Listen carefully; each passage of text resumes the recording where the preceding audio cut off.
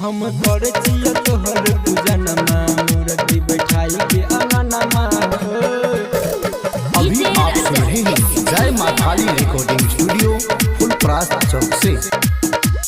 जग के रचयिता सबके चहैता हो बाबा, जग के रचयिता सबके चहैता बाबा छह विश्वकर्मा हो। जग के रचयिता सबके चहैता बाबा छह विश्वकर्मा हो। हम करे छिया तोहर पूजनमा मूर्ति बैठाई के अंगनमा हो। हम करे छिए तोहर पूजनमा मूर्ति बैठाई के अंगनमा हो। जय मां काली रिकॉर्डिंग स्टूडियो फुलपरास चौक से। हम करे छिए तोहर पूजनमा मूर्ति बैठाई के अंगनमा हो। कियो ललके टकटर कियो ललके सुनकार हो।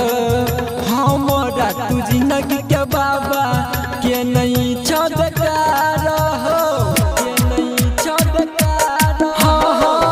कियो ललके टकटर कियो ललके सुनकार हो। हमरा तू जिंदगी के बाबा के नहीं छदकार हो।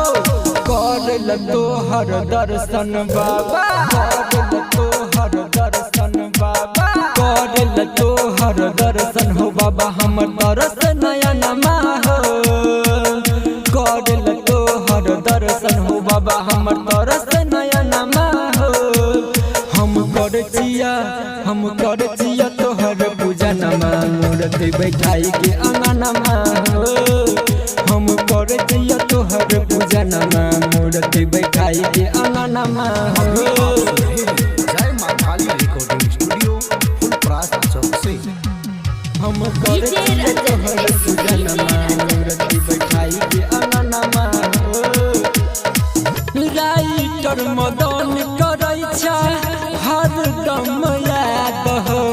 राम बालक रहर एक सर पे दह आशीर्वाद हो, दह आशीर्वाद हो।